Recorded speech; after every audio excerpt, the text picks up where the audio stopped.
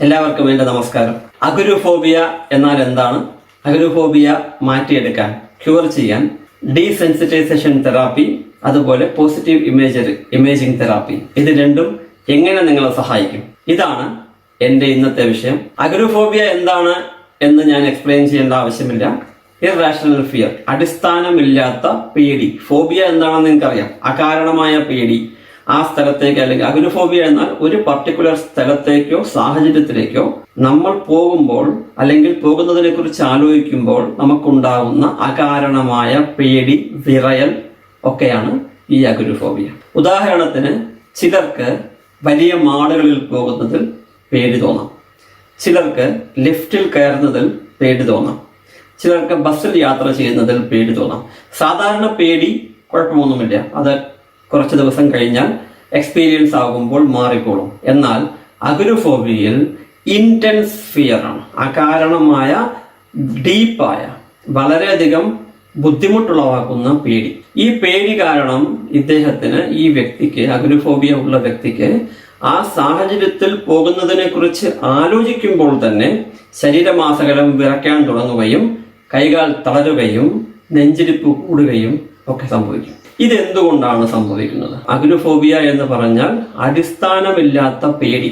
നമുക്ക് ഏവർക്കും അറിയാം, ഈ മോൾസിലോ അല്ലെങ്കിൽ ബസ്സിനകത്തോ അല്ലെങ്കിൽ ട്രെയിനിനകത്തോ സിനിമാ തിയേറ്ററിനകത്തോ അതല്ലെങ്കിൽ പബ്ലിക് പ്ലേസിനകത്തോ ഒരു കല്യാണ സ്ഥലത്തോ മോൺസ്റ്റേഴ്സ് ഒന്നുമില്ല. നമ്മളെ ഉപദ്രവിക്കാൻ ആരും ഉണ്ടാവില്ല, നമ്മളെ വെടിവെച്ച് കൊല്ലാൻ ആരും ഉണ്ടാവില്ല. പിന്നെ നമ്മൾ എന്തിനാണ് അങ്ങോട്ട് പോകുന്നതിൽ പേടിക്കുന്നത്? അപ്പൊ ഇതൊരു ഇർറാഷണൽ, അടിസ്ഥാനമില്ലാത്ത പേടിയാണ്. അപ്പൊ ഇവിടെ പേടി എന്തിനെയാണ്?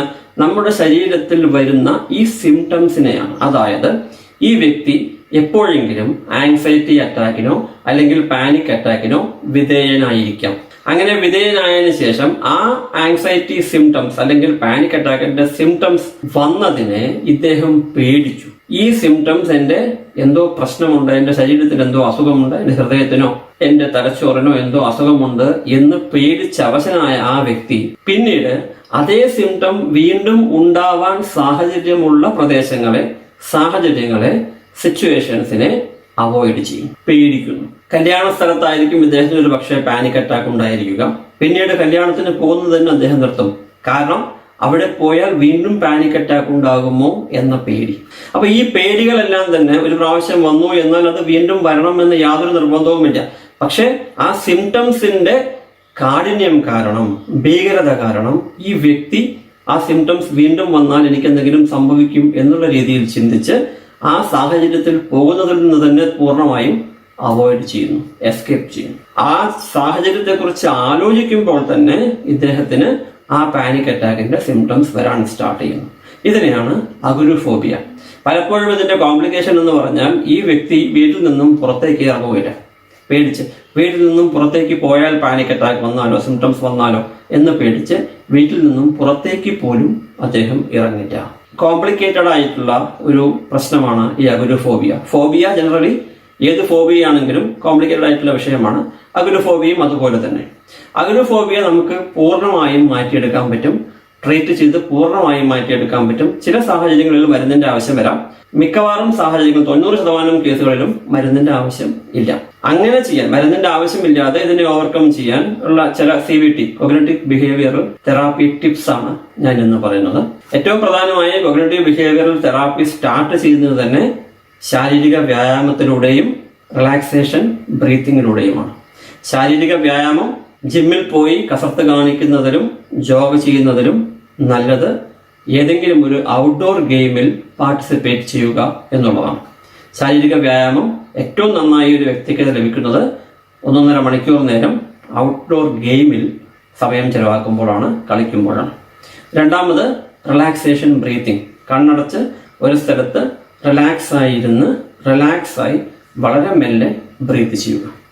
ഈ ബ്രീത്തിങ് 15 മിനിറ്റ് നേരം കണ്ടിന്യൂസ് ആയി ചെയ്താൽ നമ്മുടെ ശരീരവും മനസ്സും ടോട്ടലി റിലാക്സ് ആവുന്നു. നമ്മുടെ ശരീരത്തിന്റെ മെറ്റബോളിസം നല്ലപോലെയാകുന്നു. നമ്മുടെ ബ്രെയിനിന്റെ ന്യൂറൽ കണക്ഷൻസ് ഭംഗിയായി വർക്ക് ചെയ്യുന്നു. ഇത് രണ്ടും കഴിഞ്ഞ് പിന്നീട് വരുന്നതാണ് സെൽഫ് എസ്റ്റീം തെറാപ്പി. ഈ സെൽഫ് എസ്റ്റീം തെറാപ്പിയിൽ നിങ്ങളുടെ സെൽഫ് എസ്റ്റീമിനെ നിങ്ങൾ കുറിച്ച്, സെൽഫ് എസ്റ്റീമിനെ കുറിച്ച് നിങ്ങൾ പ്രൗഡ് ആവുന്നു. നിങ്ങളെക്കുറിച്ച് നല്ല ധാരണ നിങ്ങൾക്ക് ഉണ്ടാവുന്നു. നിങ്ങളുടെ സ്കിൽസിനെ കുറിച്ചും നിങ്ങളുടെ കഴിവുകളെ കുറിച്ചും നിങ്ങളുടെ എബിലിറ്റീസിനെ കുറിച്ചും നല്ല ധാരണ ഉണ്ടാവുമ്പോൾ സ്വാഭാവികമായിട്ടും നല്ല രീതിയിൽ ചിന്തിക്കുന്നു, നിങ്ങളുടെ സെൽഫ് എസ്റ്റീം വർദ്ധിക്കുന്നു. Self esteem therapy, self esteem വർദ്ധിച്ചാൽ പ്രകടമാകുന്ന സാഹചര്യങ്ങളെ ഫേസ് ചെയ്യുവാൻ നമുക്ക് ബുദ്ധിമുട്ടുണ്ടാവുകയില്ല. നാലാമതാണ് ഞാൻ നേരത്തെ പറഞ്ഞ ഡീസെൻസിറ്റൈസേഷൻ തെറാപ്പി. ഡീസെൻസിറ്റൈസേഷൻ തെറാപ്പിയിൽ സൈക്കോതെറാപ്പിസ്റ്റ് അല്ലെങ്കിൽ തെറാപ്പിസ്റ്റ് ഈ പർട്ടിക്കുലർ ആളിനെ ആ സാഹചര്യത്തിലേക്ക് മെല്ലെ മെല്ലെ കൊണ്ടുപോവുകയാണ്, എക്സ്പോസ് ചെയ്യുകയാണ് ചെയ്യുന്നത്. അതായത് ഒരു മാളിൽ പോകാൻ പേടിയുള്ള അല്ലെങ്കിൽ ഒരു സിനിമാ തിയേറ്ററിൽ പോകാൻ പേടിയുള്ള ഈ വ്യക്തിയെ മെല്ലെ മെല്ലെ ആ സിനിമാ തിയേറ്ററിന്റെ ഗേറ്റിൽ കൊണ്ടെത്തിക്കുന്നു. അവിടെ 10 മിനിറ്റ് നേരം നിൽക്കുന്നു, തിരിച്ചു വരുന്നു. ഇതൊരാഴ്ച കണ്ടിന്യൂസ് ആയിട്ട് ചെയ്യുന്നു. പ്രശ്നങ്ങളൊന്നുമില്ല എന്ന് ആ വ്യക്തിക്ക് ബോധ്യമായതിനു ശേഷം സിനിമാ തിയേറ്ററിന്റെ അകത്ത് കടന്നൊരു 10 മിനിറ്റ് ഇരിക്കുന്നു. മുഴുവൻ സിനിമ കാണണമെന്നില്ല, 10 മിനിറ്റ് ഇരിക്കുന്നു. അതിനുശേഷം എഴുന്നേറ്റ് വരുന്നു. ഇതൊരു 10 പ്രാവശ്യം ആവർത്തിച്ചാൽ ആ സിനിമാ തിയേറ്ററിൽ ഇരിക്കുന്നത് പേടി ഈ വ്യക്തിക്ക് മാറും. അതുപോലെ ഓരോ സാഹചര്യത്തിലും ഈ വ്യക്തിയെ മെല്ലെ മെല്ലെ ആ സാഹചര്യവുമായി അടുപ്പിക്കുകയാണ് ഈ ഡീസെൻസിറ്റൈസേഷൻ തെറാപ്പി ചെയ്യുന്നത്. ഈ ഡീസെൻസിറ്റൈസേഷൻ തെറാപ്പി നിങ്ങൾക്ക് സ്വയം ചെയ്യാം, അതല്ലെങ്കിൽ ഏതെങ്കിലും കൗൺസിലറിനെയോ തെറാപ്പിസ്റ്റിനെയോ കൊണ്ട് ചെയ്യിക്കാം. ഇതൊരു കാര്യം വ്യക്തമായി മനസ്സിലാക്കേണ്ടത്, നിങ്ങൾക്ക് പാനിക് അറ്റാക്ക് വരുമ്പോൾ, ആങ്സൈറ്റി അറ്റാക്ക് വരുമ്പോൾ അതിന് കാരണം ഫൈറ്റ് ഓർ ഫ്ലൈറ്റ് സിൻഡ്രോമാണ്. ഫൈറ്റ് ഓർ ഫ്ലൈറ്റ് സിൻഡ്രോമിന് കാരണം സ്ട്രെസ് ആണ്. ഈ ഫൈറ്റ് ഓർ ഫ്ലൈറ്റ് സിൻഡ്രോം അല്ലെങ്കിൽ പാനിക് അറ്റാക്കിന്റെ സിംറ്റംസ് അല്ലെങ്കിൽ ആങ്സൈറ്റി അറ്റാക്കിന്റെ സിംറ്റംസ് ഒരു കാരണവശാലും നിങ്ങളുടെ ശരീരത്തിനോ മനസ്സിനോ ഹാനികരമല്ല. ഇത് മനസ്സിലാക്കിയാൽ തന്നെ സ്വാഭാവികമായും നിങ്ങൾക്ക് ഈ അറ്റാക്സിനെ കുറിച്ചുള്ള പേടി കുറയുന്നു. പേടി കുറയുമ്പോൾ സ്ട്രെസ് കുറയുന്നു. ഈ സിംറ്റംസ് വീണ്ടും വരാനുള്ള സാഹചര്യം കുറയുന്നു. അടുത്ത CBT മെത്തേഡാണ് പോസിറ്റീവ് ഇമേജറി. ഞാൻ നേരത്തെ പറഞ്ഞ ഡീസെൻസിറ്റൈസേഷൻ മെത്തേഡിനെ നമ്മൾ വിഷ്വലൈസ് ചെയ്യുകയാണ്. ഈ രാവിലെയും വൈകുന്നേരവും 15 മിനിറ്റ് നേരം ബ്രീത്തിങ് റിലാക്സേഷൻ ചെയ്തതിന് ശേഷം കണ്ണടച്ച് നമ്മൾ ആ സാഹചര്യത്തിലേക്ക്, ഏത് സാഹചര്യത്തെയാണോ നമ്മൾ പേടിക്കുന്നത് ആ സാഹചര്യത്തിലേക്ക് മനസ്സുകൊണ്ട് ചെല്ലുക. അവിടെ പോയി സന്തോഷകരമായി ഇരിക്കുന്നത് പോലെയും മറ്റുള്ളവരോട് സംസാരിക്കുന്നത് പോലെയും വളരെ കൂളായിരിക്കുന്നതിനെ പോലെയൊക്കെ മനസ്സിൽ വിഷ്വലൈസ് ചെയ്യുക. എല്ലാ ദിവസവും ഒരു 5 മിനിറ്റ് നേരം ഇങ്ങനെ വിഷ്വലൈസ് ചെയ്താൽ 1-2 ആഴ്ച കൊണ്ട് നിങ്ങൾക്ക് ആ സാഹചര്യവുമായി പൊരുത്തപ്പെടാൻ സാധിക്കും. നിങ്ങളുടെ അഗോരാഫോബിയ ഒരു പരിധിവരെ ഓവർകം ചെയ്യാൻ ഇതുകൊണ്ട് സാധിക്കും. അടുത്ത ടെക്നീക്ക് CBT ടെക്നീക്ക്, ജേർണലിംഗ്. നിങ്ങളിതെല്ലാം എഴുതി വയ്ക്കുക. ഓരോ പ്രശ്നവും, ഓരോ പേടിയും, ഓരോ ഫോബിയയും, നിങ്ങൾക്കുണ്ടാവുന്ന മാനസികമായിട്ടുള്ള ചിന്തകളും നിങ്ങളുടെ പേടിക്ക് ആധാരമായ കാര്യങ്ങളും എല്ലാം എഴുതി വയ്ക്കുക. കൂടുതൽ എഴുതി വയ്ക്കുമ്പോൾ അതിനനുസരിച്ച് നിങ്ങൾ ലോജിക്കലി ചിന്തിക്കാൻ പഠിക്കുന്നു, നോളജ് വർദ്ധിക്കുന്നു. ലോജിക്കലി ചിന്തിക്കുമ്പോൾ നിങ്ങൾക്ക് അതിനെക്കുറിച്ചിട്ടുള്ള അകാരണമായ പേടി ഇല്ലാതാവുന്നു. അടുത്ത CBT മെത്തേഡാണ് സപ്പോർട്ട് ഗ്രൂപ്പ്സിൽ അംഗമാവുക. നമ്മുടെ പോലെ തന്നെ ഈ അഗോരാഫോബിയ ഉള്ള മറ്റാളുകളെ കണ്ടെത്തി അവരുമായി സമ്പർക്കം വയ്ക്കുക, അവരുമായി സംസാരിക്കുക, അവരുമായി പ്രശ്നങ്ങൾ ഡിസ്കസ് ചെയ്താൽ സ്വാഭാവികമായും മറ്റ് പ്രശ്നങ്ങൾ മനസ്സിലാക്കുന്നതിന്റെ കൂടെ തന്നെ ഇതിനുമായി ഈ അഗോരാഫോബിയയെ കുറിച്ചുള്ള നിങ്ങളുടെ നോളജ് വർദ്ധിക്കുന്നു, അറിവ് വർദ്ധിക്കുന്നു. അറിവ് വർദ്ധിച്ചാൽ അത് തീർച്ചയായും നിങ്ങളെ അഗോരാഫോബിയയെ ഓവർകം ചെയ്യാൻ സഹായിക്കും. പിന്നെ ചില സ്വാഭാവികമായ ലൈഫ് സ്റ്റൈൽ ചേഞ്ചസ്, ജീവിത രീതി, ജീവിതശൈലി മാറ്റങ്ങൾ. നന്നായി ഉറങ്ങുക, നല്ലപോലെ വ്യായാമം ചെയ്യുക, മറ്റുള്ളവരുമായി നല്ലപോലെ സംസാരിക്കുക, കാപ്പി, സിഗരറ്റ്, ആൽക്കഹോൾ മുതലായവ പരമാവധി ഒഴിവാക്കുക എന്നല്ല, പൂർണ്ണമായും ഒഴിവാക്കുക. മറ്റുള്ളവരുമായി നല്ല സമ്പർക്കം പുലർത്തുക, സോഷ്യൽ സപ്പോർട്ട് വെച്ചുകൊണ്ടിരിക്കുക. ഇത്തരം കാര്യങ്ങളൊക്കെ ചെയ്യുമ്പോൾ സ്വാഭാവികമായും നിങ്ങൾക്ക് നിങ്ങളെ കുറിച്ചിട്ടുള്ള മതിപ്പ് വർദ്ധിക്കുകയും ജനറൽ നിങ്ങളുടെ ശാരീരിക മാനസികാവസ്ഥ ഇംപ്രൂവ് ചെയ്യുകയും ചെയ്യുന്നു.